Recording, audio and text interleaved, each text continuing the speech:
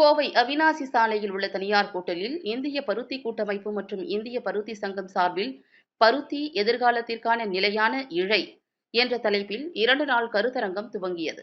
இந்த கருத்தரங்கத்தின் துவக்க விழா ஆகஸ்ட் 9 அன்று மாலை நடைபெற்றது. இந்திய பருத்தி கூட்டமைப்பின் துணைத் தலைவரும் கருத்தரங்கின் சேர்மனுமான நடராஜ் விழாவினை துவக்கி வைத்தார். இந்திய பருத்தி கூட்டமைப்பின் தலைவர் துளசீதரன் விழாவிற்கு தலைமை வகித்தார். இந்த விழாவில் கேஜி குரூப் சேர்மன் பாலகிருஷ்ணன் மற்றும் எல்எஸ் மில்ஸ் சேர்மன் மணிவண்ணன் ஆகியோருக்கு வாழ்நாள் சாதனையாளர் விருது வழங்கப்பட்டது.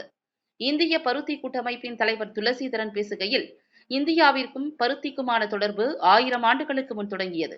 பருத்தி என்பது வணிகத்திற்கானதாக மட்டும் இல்லாமல் நமது கலாச்சார அடையாளமாகவும் திகழ்கிறது. பருத்தி உற்பத்திக்கு ஏதுவாக நம் நாட்டின் காலநிலை அமைந்துள்ளது. உலக சந்தையின் பருத்தி தேவையை பூர்த்தி செய்வது மட்டுமின்றி பருத்தி உற்பத்தியில் தன்னிறைவு அடைவதற்கான வாய்ப்புகள் நம்மிடம் உள்ளது என்றார். மேலும் அவர், இந்த கருத்தரங்கம் இத்தகைய வாய்ப்புகள் குறித்து விவாதிக்கவும், திட்டங்கள் தீட்டி நம் இலக்கை அடைவதற்கும் பயனுள்ள ஒன்றாக இருக்கும் என்றும் கூறினார்.